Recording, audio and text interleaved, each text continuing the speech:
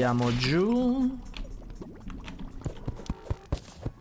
Oh yes, presa l'Hellforge, ottimo. Gli abbiamo subito questo upgrade alla fornace. È praticamente uguale, fa la stessa identica cosa, eccetto appunto che ci permette di fare dei crafting particolari. Quindi adesso prendo il mio mining kit e andiamo a scavare un po' di ossidiana. Ci serve anche quella. Eccoci qua. Allora, vestiamoci per l'occasione.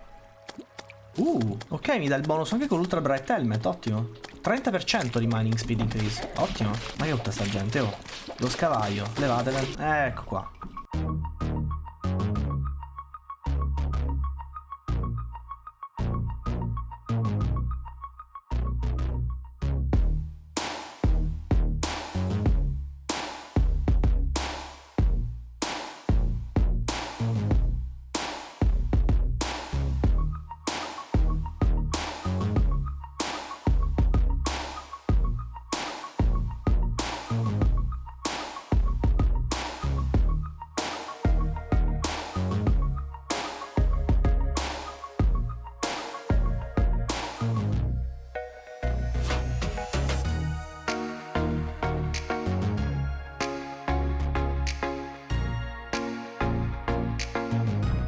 Ok, direi che può bastare. Rimettiamoci l'armatura e andiamo un attimo di qua perché ho visto dei soldini. Ecco qua. 3 gold coin, a posto. Andiamo a casa. Ah, tra l'altro ho preso anche un nuovo pet. Fuzzy Carrot la prendi al quinto completamento di una quest. Aspetta, ci teniamo la slimy saddle però adesso. Oh, finalmente abbiamo l'ossidiana. Prendiamo delle ragnatele. A una loom facciamo della seta e utilizziamo il tissue sample avanzato alla Hellforge e facciamo finalmente la mia armatura d'ossidiana. Oh, questo mi dà un botto di difesa, aumenta il danno dei minion del 16%, ci dà un minion extra. Noi passiamo intanto da 9 a 17 di difesa. E come set bonus abbiamo il range della frusta aumentato al 50%, la velocità del 35% e ulteriormente il danno dei minion del 15%. Minchie. Eccoci qua.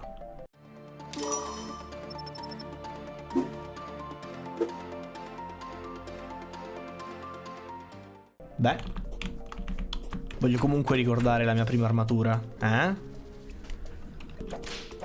Madonna, guarda la frusta, è velocissima, il range è enorme. Oh la miseria. Però solo gli danno una rarità a questa armatura perché si sono dimenticati di farlo. All'inizio era un'armatura che non dava nessun bonus, adesso lo fa, però si sono dimenticati di dargli una rarità, insomma. Ok, allora, state per ascoltare qualcosa di molto stupido. In questo momento sto comprando delle Deathbloom.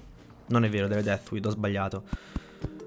Sì, vabbè, da come avrete capito questo è un voice over. Perché un voice over? Perché ho registrato 3 ore di footage e non mi ha registrato il microfono. Quindi per questo il resto di questa puntata, probabilmente anche la prossima, e forse qualcosa anche per quella dopo, non lo so quanto durerà questo footage, ma fatto sta che dovrò fare un voice over. Ok, vedete della roba che sta succedendo in questo momento. Ho preso il planter del Deathweed perché abbiamo sconfitto Brain of Cthulhu.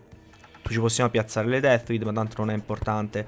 Possiamo usare qualsiasi planter, però vabbè, volevo usare questo. Quindi ho deciso di andare a visitare il deserto. Ho scavato un po' di desert fossil che non ci interessano più di tanto perché serve più per il ranger. Qui invece sto mostrando le scarab bomb. Stavo di scarab god, quello è magic, non c'entra niente. Che rompono 3 blocchi nella direzione in cui stai guardando ed è molto carino. Qua prendiamo lo Snake Charmer's Flute e lo useremo più tardi, lo spiegherò più tardi. C'è anche un quadro molto figo. Ok, sta andando molto più veloce di quello che pensassi. Vabbè, non fa niente, non voglio rieditare la sta roba per evitare problemi. Mi tengo sto voice over e va bene così. Allora, sto prendendo le Antlion Mandible che vengono droppate da qualsiasi mostro qui nel deserto. Oh la madonna. Ok, qua ero morto. Qua ero morto di infarto, avrei preso un infarto. È una delle trappole del deserto, ti cade della sabbia addosso. Decido di raccoglierla. Tra l'altro qua momento nostalgia. Ve lo ricordate sto pezzo? Mamma mia, mai più. Dicevo, le Antlion Mandible sono ottime perché servono per le pozioni dello scavatore, le mining potion. Che qua le scarab bomb si sono viste un po' meglio. Tra l'altro qua era molto difficile per un summoner perché con le fruste rompiamo i cactus, ci vanno addosso, sono molto pericolose.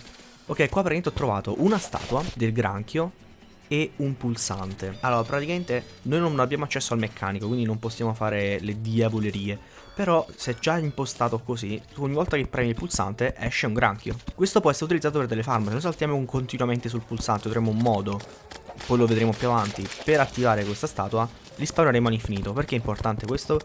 Se troviamo una slime statue, un'altra trappola qui intanto, vedete?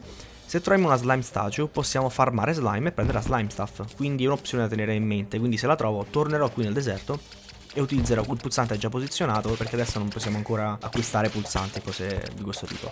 Mi ero dimenticato che nel deserto c'è anche il golfer. È un NPC che vende solo roba di golf, perché c'è il golf a Terraria. Non ci interessa più di tanto in realtà, però prima o poi vi mostrerò che c'è un modo per sbloccare tutto ciò che il golfer ti può vendere senza di fatto giocare a golf. Non è una priorità adesso, prima o poi lo farò vedere. Qua ho trovato un'altra cassa e dentro c'era una lancia, la Storm Spear, un nuovo oggetto molto carino, però insomma niente di che.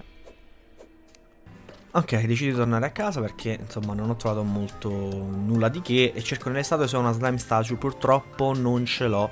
Ce ne sta qualcuna, tipo quelli degli scheletri eccetera, però nulla di interessantissimo.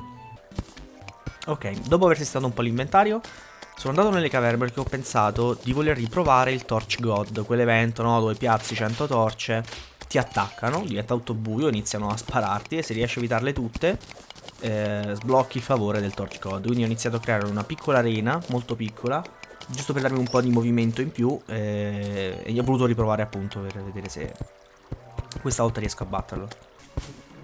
Eccoci qua, è partito. Allora, è molto più complicato di quello che mi ricordavo perché continua a farmi tipo 100 danni. Il master credo che ti massacra. Non è facilissimo, come vedete non è facile per niente schivare. Inoltre abbiamo anche il debuff blinded, accecato, quando succede questo evento. Quindi vediamo ancora di meno, cioè proprio lo schermo non lo faccio io, non lo rendo io così scuro. Quindi molto difficile, ma me la giostro più o meno bene, ma muoio uguale. Quindi niente, Torch God 2, Summoner Amaro 0. Ok, torniamo a casa di nuovo. Allora cosa faccio? Siccome il golfer piace il pescatore, l'angler, li sposto insieme e quindi vedo se effettivamente mi vendono il pilone. E sì, mi ha venduto il pilone, quindi finalmente ho il pilone della foresta. Però adesso ho cercato di andare nell'oceano, ma avendo spostato il pescatore non posso più andarci perché servono almeno 2 NPC vicino a un pilone per farlo funzionare. Sì, è un po' una rogna sta storia dei piloni. Ok, ho riprovato per la seconda volta, tecnicamente la terza, il Torch God. Questa volta mi sono fatto un pochino più di spazio, però siccome le torce sono più di 100, sono più di 100 quelle che mi attaccano, mi rendo la vita difficile da solo e quindi Torch God 3, io 0.